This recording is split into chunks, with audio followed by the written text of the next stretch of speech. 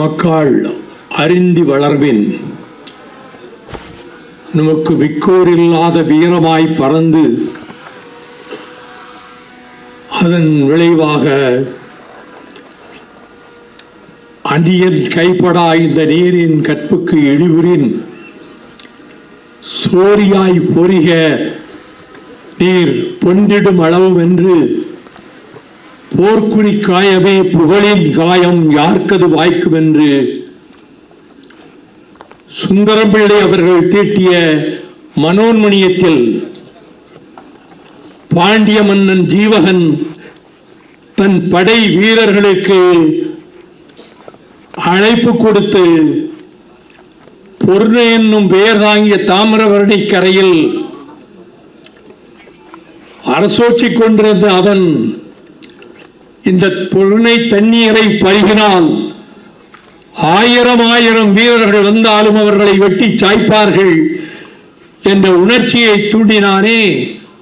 அந்த தாமிரபரணி நதிக்கரையில் திருத்தலமாம் திருவைகுண்டம் நகரை அடுத்திருக்கக்கூடிய புதுக்குடி என்கின்ற ஊரில் பெரியவர் ராமசாமி அம்மையார் கருப்பாயி அவர்களுக்கு நல்மகனாக தோன்றி இன்று நாடு போற்றுகின்ற உலகவாழ் தமிழர்கள் போற்றுகின்ற ஒரு மாபெரும் தலைவராக 100 விழா கொண்டுள்ள அண்ணன் நல்லகண்ணு அவர்கள் 1925 டிசம்பர் 26 பிறந்தார். அவருடைய புகழை நாட்டு மக்களுக்கு எடுத்துச் சொல்லி நிலைநாட்டுவதற்காக இந்த விழாவை ஏற்பாடு செய்திருக்கிற உலக தமிழர் பேரமைப்பினுடைய ஒரு பெரும் தலைவர், ஈழத் தமிழர்களின் காவலர் அன்பு அண்ணன் பழ நெடுமாறன் அவர்களே, இந்த நிகழ்ச்சியிலே அண்ணன் நல்லகண்ணு அவர்களுடைய விழாவை தொடங்கி வைத்து திராவிட மாடல் ஆட்சி நடத்தி அனைத்து இந்திய மாநிலங்களையும் தன் பக்கம் வசீகரித்திருக்கின்ற தமிழ்நாடு முதலமைச்சர் ஆர்வீர் சகோதரர் மாண்புமிகு தளபதி மு.க. ஸ்டாலின் அவர்களே, இந்த நிகழ்ச்சியிலே பங்கேற்றிருக்கக்கூடிய அகில இந்திய கம்யூனிஸ்ட் கட்சியினுடைய தலைவர் அன்புக்குரிய தோழமை நம்முடைய டி. ராஜா அவர்களே, கவிப்பேரரசர் வைரமுத்து அவர்களே, பொதுநலத்திற்காகவே போர்க்களங்களை தொடர்ந்து சந்தித்துக் கொண்டிருக்கின்ற வீராங்கனை மேதாபட்கர் அவர்களே, இந்த நிகழ்ச்சியிலே கலந்து கொண்டு சிறப்பு செய்கின்ற விஐடி பல்கலைக்கழக வேந்தர் விஸ்வநாதன் அவர்களே, இந்த மேடையிலே அமர்ந்திருக்கின்ற பல்துறை விற்பன்னர்களே, தாய்மார்களே, பெரியோர்களே,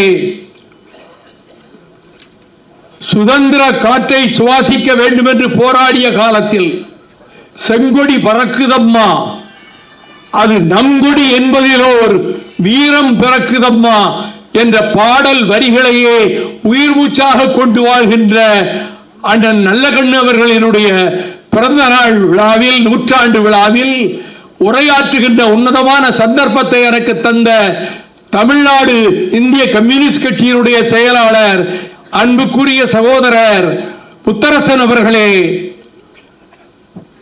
ஜனநாயகத்தின் விழிகளாகவும் செவிகளாகவும் திகழ்கின்ற செய்தியாளர்களே, ஊடகவியலாளர்களே, கூற்றுடன்று மேல் வரினும் கூடி எதிர்க்கும் ஆற்றதுவே படை என்ற வள்ளுவன் வாய்மொழிக்கு இலக்கணமாக திகழ்கின்ற வாலிப சீயல்களே, விண்ணிலேறி காற்றையும் சாடுவோம் என்று வீறு கொண்டு உலகெங்கும் எழுந்த செங்கொடி தோழர்களே, வணக்கம். அண்ணன் நல்லகண்ணு அவர்களுடைய 100 விழாவில் அவர் பிறந்தது புதுக்குடியில் இருந்தாலும் காரணேசன் பள்ளி திருவைகுண்டத்திலே பள்ளி இறுதி வகுப்பை முடித்துவிட்டு திருநெல்வேலி இந்து கல்லூரியிலே இன்டர்மீடியட் படித்துக் கொண்டிருந்தார். தொடக்க காலத்தில் அவர் மகாத்மா காந்தியாரினுடைய பாடல்களை பாடுவதும், காங்கிரஸ் தலைவர்கள் போனால் பின்னாலே முழக்கமிட்டுக் கொண்டு செல்வதும், பண்டித ஜவஹர்லால் நேரு வந்தபோதும் அதுபோலவே செயல்பட்டதும், அதற்கு பின்னர் பண்டித நேருவினுடைய நூல்களை ஒன்றுவிடாமல் வாசித்ததன் காரணமாக தான் இருக்க வேண்டிய இடம் கம்யூனிஸ்ட் கட்சி என்று முடிவெடுத்து கம்யூனிஸ்ட் இயக்கத்திலே சேர்ந்து 1943 திருவைகுண்டம் புதுக்குடி இந்திய கம்யூனிஸ்ட் கட்சியினுடைய கிளை செயலாளராக அண்ணன் நல்லகண்ணு பொறுப்பேற்றுக் கொண்டார். அதன் பிறகு போராட்ட களங்களுக்கு செல்கிற காலத்தில் வீட்டில் முழுமையாக அரசியலுக்கு விட அவர்களுக்கு விருப்பமில்லை என்றாலும் அவர் தன் விருப்பத்தை நிறைவேற்றிக் கொள்ளுகின்ற அனுமதியை பெற்று சென்னையிலே வந்து ஜனசக்தி பத்திரிகையிலே 3 மாத காலம் பணியாற்றிவிட்டு நகர வாழ்க்கை பிடிக்காத காரணத்தால் மீண்டும் புதுக்குடிக்கே சென்று அங்கு கட்சிப்பணிகளை செய்ததன் விளைவாக நெல்லை மாவட்ட இந்திய கம்யூனிஸ்ட் கட்சியினுடைய மாவட்ட செயலாளராக அருமையான பணிகளை புரிந்தார். அவர் இப்படி போராடி கொண்டிருக்கிற காலத்தில் தான் 1925 டிசம்பர் 26 வரலாற்றை திகைக்க வைக்கின்ற நாள். அன்றுதான் கம்யூனிஸ்ட் கட்சியும் பிறந்தது, அன்றுதான் அண்ணன் நல்லகண்ணுவும் பிறந்தார், அன்றுதான் இந்துத்துவவாதிகளும் சனாதனிகளும் சேர்ந்து அவர்கள் வடநாட்டிலே அதே தினத்தில் அவர்கள் இந்த RSS கூட்டம் இந்துத்துவ கட்சியை அவர்கள் தொடங்கினார்கள். ஒரே காலகட்டத்தில் இந்துத்துவ தத்துவமும் பொது உடைமை தத்துவமும் வேறு வேறு இடங்களிலே கிளர்ந்து எழுந்தாலும் அந்த இந்துத்துவ சக்திகளை வீழ்த்துகின்ற வீரனாக அண்ணன் நல்லகண்ணு அவர்கள் திகழ்ந்தார்கள். 1933 மீரட் சதி வழக்கு நடைபெற்றது. 33 பேர் குற்றவாளிகள் எனப்பட்டனர். ஒருவர் விடைபெற்றுக் கொண்டு நான் இதிலிருந்து விலகிக் கொள்கிறேன் என்று போய்விட்டார். 3 பேர் இறந்து போனார்கள். ஆக மிச்சம் இருக்கக்கூடிய 27 பேருக்கு வழக்கு நடந்து அவர்களுக்கு தண்டனை விதிக்கப்பட்டது. அப்பொழுது தந்தை பெரியார் அவர்கள் குடியரசு இதழில் எழுதினார், 27 பேரை சந்தித்தாலும் சரி, 27,000 பேரை சந்தித்தாலும் சரி, 27 லட்சம் பேரை சந்தித்தாலும் சரி, இந்த இயக்கத்தை அழித்து விடலாம் என்று யாராவது நினைத்தால் கொழுந்து விட்டு எரிகின்ற நெருப்பிலே நெய் வார்த்து அணைப்பதற்கு சமமாகிவிடும். இப்படிப்பட்ட தோழர்கள் வீரர்கள் இருக்கும் போது நமக்கு அந்த பேரு நம் தோழர்களுக்கு கிடைக்கவில்லையே என்ற ஆதங்கமும் எனக்கு எழுகிறது என்று சொன்னதோடு மட்டுமல்ல, பகத்சிங் ஏன் நாத்திகனானான் என்ற அந்த நூலுக்கும் பெரியாருடைய அமைப்புத்தான் அதை தமிழ் படுத்தி மக்களுக்கு வழங்கியது. அப்படிப்பட்ட தியாக வரலாறு கொண்டிருக்கக்கூடிய அண்ணன் நல்லகண்ணு அவர்கள் 48 இந்திய கம்யூனிஸ்ட் கட்சி தடை செய்யப்பட்டது. பிரிவுபடாத கம்யூனிஸ்ட் கட்சி 64 தான் பிரிவு ஏற்பட்டது. அங்கே பிரிவுபடாத அந்த கம்யூனிஸ்ட் கட்சிக்கு தடை விதிக்கப்பட்ட பின்னர் அண்ணன் நல்லகண்ணு அவர்கள் தலைமறைவு வாழ்க்கை 2 ஆண்டு காலம் வாழ்ந்தார்கள். இவரை தேடி தேடி போலீசார் அழுத்து போனார்கள். கடைசியில் நெல்லை மாவட்டத்தில் களக்காடு நகரத்துக்கு பக்கத்திலே இருக்கக்கூடிய பொன்னன்குறிச்சி என்கின்ற ஊரில் ஒடுக்கப்பட்ட தலித் சமுதாயத்தை சேர்ந்த தன்னுடைய சகோதரனாக கருதிய ஒருவருடைய இல்லத்தில் அண்ணன் நல்லகண்ணு அவர்கள் இருந்தார்கள். காவல்துறைக்கு எப்படியோ இந்த தகவல் தெரிந்து அந்த வீட்டை சுற்றி வளைத்துக் கொண்டார்கள். அங்கே இருந்தவர்களை எல்லாம் அடித்து மலையிலே இருந்து உருட்டி விட்டார்கள். தெற்குச்சீமை மீசை என்றாலே அது சற்று பார்ப்பதற்கே ஒரு ஆயுதம் போல இருக்கும். இங்கே ஒரு மறு இருக்கிறது, அதையும் மறைத்துக் கொள்ள வேண்டும் என்று கருதித்தாரோ என்னமோ, அவர் தாடியும் மீசையும் வைத்திருந்தார். மீசை வளைந்து அரிவாளை போல இருந்தது. இவரை அடித்தார்கள், உதைத்தார்கள், காலில் போட்டு மிதித்தார்கள். பாரா, அந்த மலை உச்சியில் இருந்தால் உன்னோடு சேர்ந்தவர்களை எல்லாம் உருட்டி விட்டிருக்கிறோம், இப்பொழுது உன்னையும் உருட்டிவிட போகிறோம். அதற்கு முன்பு உனக்கு எதுக்கு இந்த வீரமிக்க மீசை என்று சொல்லி அந்த மீசையிலே நெருப்பு வைத்தார்கள். அதிலும் முழுவதும் கருகாத காரணத்தால் ஒவ்வொரு முடியாக பிடுங்கினார்கள். வலியால் துடித்த போதும் அவர்கள் கேட்ட எந்த கேள்விக்கும் அந்த நல்லகண்ணு அவர்கள் பதில் சொல்லவில்லை. அப்படிப்பட்ட தியாக வாழ்வு வாழ்ந்தவர்கள் கடைசியில் அந்த 109 பேர் நெல்லை சதிவிலக்கு போடப்பட்டது. ஆயுதங்கள் வெடிகுண்டுகள் தயாரிப்பது, மத்திய மாநில அரசுகளை கவிழ்ப்பதற்கான படையை உருவாக்குவது போன்ற காரியங்களிலே இந்த கம்யூனிஸ்டுகள் ஈடுபட்டார்கள் என்று இவர்கள் மீது நெல்லை சதிவழக்கு போடப்பட்டது. அந்த சதிவழக்கிலே 109 பேர் கைது செய்யப்பட்டார்கள். 42 பேர் குற்றவாளிகள் அல்ல என்று விடுவிக்கப்பட்டார்கள். மீதம் இருக்கக்கூடிய 67 பேருக்கும் வழக்கு நடந்தது. அவர்களுக்கு ஆயுள் தண்டனை விதிக்கப்பட்டது. அவர்கள் மதுரை சிறையிலே கொண்டு வந்த நல்லகண்ணு அவர்களுடன் அடைக்கப்பட்டார்கள். அப்படி சிறைச்சாலைகளிலே இருக்கிற போது கம்யூனிஸ்டுகளுக்கு தூக்கு தண்டனை கிடைத்தவர்களுக்கு தூக்கு நிறைவேற்றப்படும். அப்படி பலர் தூக்கிலே தொங்கவிடப்பட்டதை அந்த நல்லகண்ணு அவர்கள் பார்த்திருக்கிறார்கள். அவர்கள் ஒரு முறை சிறையில் இருக்கிற போது கம்யூனிஸ்ட் தோழர் வீராதி வீரன் அப்பு என்பவருக்கு தூக்கு தண்டனை. காலை 4 மணிக்கு தூக்கு மேடைக்கு அழைத்து செல்கிறார்கள்.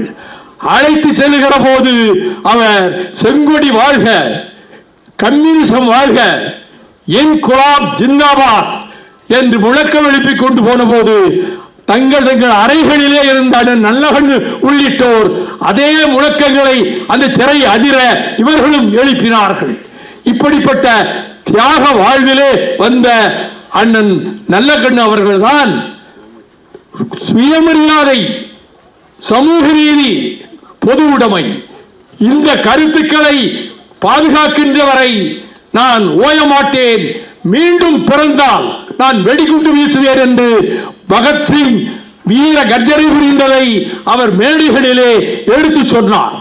இப்படிப்பட்ட தகுதியும் புகழும் பெற்றிருக்கக்கூடிய அண்ணன் நல்லகண்ணு அவர்கள் தன் மகளுக்கு காசி பாரதி என்ற ஒரு பெயரையும் பேட்டிக்கு பாரதி கண்ணம்மா என்ற பெயரையும் சூட்டினார். இப்பொழுது இன்னொன்றை சொல்ல விரும்புகிறேன். டாக்டர் அம்பேத்கரை, விவேகானந்தரை, அவர் கோசிவின்னை மிகவும் போற்றியவராவார் அண்ணன் நல்லகண்ணு அவர்கள். டாக்டர் அம்பேத்கர் என்று சொல்லுகிற பொழுது இன்று இந்திய அரசியல்வாதத்திலே அது முக்கிய இடம் பெற்றிருப்பதால் சொல்லுகிறேன். சில நாட்களுக்கு முன்பாக நான் புதிய தலைமுறை நேர்பட பேசு நிகழ்ச்சியை பார்த்து கொண்டிருந்தேன். அப்பொழுது பாரதிய ஜனதா கட்சியின் சார்புடைய ஒருவர் பேசும்போது அம்பேத்கர் படத்தையே நாங்கள் தான் இந்திய நாடாளுமன்ற மைய மண்டபத்திலே திறந்து வைத்தோம், அவரை பற்றி பேச எங்களுக்கு தான் தகுதி உண்டு என்று சொன்னார். பொய், அப்பட்டமான பொய், நமக்கானதிலே வடிகட்டிய பொய். நான் சொல்கிறேன், அம்பேத்கர் படத்தை திறந்து வைக்க வேண்டும் என்று இவர்கள் யாரும் பேசவில்லை. 1985 ஆண்டு டிசம்பர் 20 நான் நாடாளுமன்ற மாநிலங்களவையிலே சொன்னேன், இந்த சாதி கொடுமையை, வேற்றுமையை ஒழிக்க வேண்டுமானால் இந்திய அரசியல் சட்டத்தை யாத்து தந்த பாபா சாஹிப் டாக்டர் அம்பேத்கர் அவர்களுடைய படத்தை நீங்கள் இந்திய நாடாளுமன்ற மைய மண்டபத்திலே திறந்து வைக்க வேண்டும், தந்தை பெரியார் படத்தையும் திறந்து வைக்க வேண்டும் என்று நான் 85 டிசம்பரிலே பேசினேன். அதன் பிறகும் தொடர்ந்து ஒவ்வொரு ஆண்டும் பேசி வந்தேன். செய்யமெடுக்கவில்லை அரசு. ஆனால் சமூக நீதி காவலராக விஸ்வநாத் பிரதாப் சிங் இந்தியாவினுடைய தலைமை அமைச்சரான போது அவரிடத்திலே போய் சொன்னேன், என் மீது அதிக பாசம் கொண்டவர் டாக்டர் அம்பேத்கர் எழுதிய அரசியல் சட்டம் மைய மண்டபத்திலே, அவர் படத்தை திறந்தால் இந்த மண்டபம் தீட்டு போட்டு விடுவா, அப்படி இந்துக்காரர்கள் நினைக்கிறார்களா? அவர் படத்தை நீங்கள் திறந்து வைத்த பெருமையை நீங்கள் பெற்றுக்கொள்ள வேண்டும் என்று சொன்னேன். அதே போல அவர் 1990 ஆண்டு டிசம்பர் மாதத்தில் டாக்டர் அம்பேத்கர் படத்தை இந்திய நாடாளுமன்ற மைய மண்டபத்திலே திறந்து வைத்தார். இனிமேல் இப்படிப்பட்ட பொய்களை அள்ளி வீசி தமிழகத்தையே கபலீகரம் செய்து விடலாம் என்று இந்த இந்துத்துவ சக்திகள் நினைத்தாலும் அவர்கள் இந்த மண்ணிலே, பெரியார் மண்ணிலே, அண்ணா மண்ணிலே, பொது உடைமை பூத்த மண்ணிலே அவர்கள் தலை தூக்க முடியாது என்பதை நான் திட்டவட்டமாக தெரிவித்துக் கொள்கிறேன். அண்ணல் அம்பேத்கர் அவர்களுடைய புகழை சொன்னது மட்டுமல்ல, புத்தகமே எழுதினார். அதோடு இணைய வேண்டிய கம்யூனிஸ்ட் பொது உடைமை கட்சிகள் என்ற நூலை, பல நூல்களை எழுதியிருக்கிறார், சிறுகதைகள் எழுதியிருக்கிறார், ஏராளமான கட்டுரைகளை எழுதியிருக்கிறார். அப்படிப்பட்ட அண்ணன் நல்லகண்ணு அவர்கள் 100 ஆண்டு கடந்து வாழ்கிற போது இன்னும் ஒரு 100 ஆண்டு கிடைக்காதா என்ற ஏக்கத்தோடு பல்லாண்டு வாழ்க, நலனோடு வாழ்க, மழை வளம்போடு பெற்று வாழ்க என்று சொல்கிற வேளையை சுயநலம் என்பது 1% கூட கிடையாது என்பதனால் தான் அவருக்கு கம்யூனிஸ்ட் தோழர்கள் 1 கோடி ரூபாய் 80வது பிறந்த நாள் விழாவிலே வழங்கிய போது அந்த மேடையில் நானும் இருந்தேன். அந்த 1 கோடி ரூபாயையும் கட்சிக்கு, கம்யூனிஸ்ட் கட்சிக்கு வாரி வழங்கிய வல்லமை கொண்ட உத்தமர் தான் அண்ணன் நல்லகண்ணு அவர்கள். அதை போலவே அதற்கு பிறகு அவர்களுக்கு 1 லட்சம் ரூபாய் கொடுக்கப்பட்ட போதும் 50,000 கம்யூனிஸ்ட் கட்சிக்கு, 50,000 விவசாய சங்கத்துக்கு என்று பிரித்து கொடுத்தார்.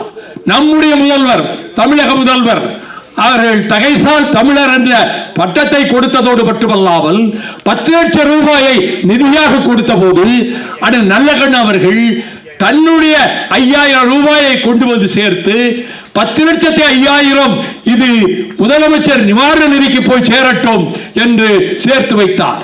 அவருடைய குணங்களிலே ஒன்றை பாருங்கள். ஒரு 3 நாள் அவருடைய மகள் கம்யூனிஸ்ட் கட்சி அலுவலகத்திலே அவரோடு தங்கியிருந்தார்கள். அதற்காக 3 நாள் இங்கே இந்த அறையிலே வாடகை இல்லாமல் தானே நீ தங்கினாய் என்று 110 ரூபாயை கட்சி அலுவலகத்திலே கொண்டு போய் சேர்ப்பித்த இந்த பெருமை யாருக்கும் வராது. அப்படிப்பட்ட நல்ல உள்ளமும், ஈகை குணமும், அஞ்சாத வீரமும், தியாகமும் கொண்டிருக்கிற தலைவர்கள் அருகே போய் கொண்டு வருகிறார்கள். இவர்களை பார்த்து இளைஞர்கள் லட்சியவாதிகளாக வேண்டும். அதற்கு பயன்படட்டும் இந்த விழா. இந்த காலத்து இளைஞர்களுக்கு இந்த தியாக வரலாறுகள் தெரியட்டும். ஈழத் தமிழர்களுக்காக அத்தனை நிகழ்ச்சிகளிலும் அண்ணன் நல்லகண்ணு அவர்கள் கலந்து கொண்டார்கள். எங்கே நடந்தாலும் சரி. அப்படி தமிழ் இனத்தின் மீது, தமிழ் மொழியின் மீது, தமிழ் நாட்டின் மீது, இந்திய உபகண்டத்தின் மீது தன்னுடைய வாழ்க்கையை அர்ப்பணித்திருக்கக்கூடிய அண்ணன் நல்லகண்ணு அவர்கள் வாழ்க வாழ்க, நலமோடு பல்லாண்டு பல்லாண்டு, பல்லாயிரத்தாண்டு புகழோடு வாழ்க கூறி வெல்க செங்கொடி. நன்றி, வணக்கம்.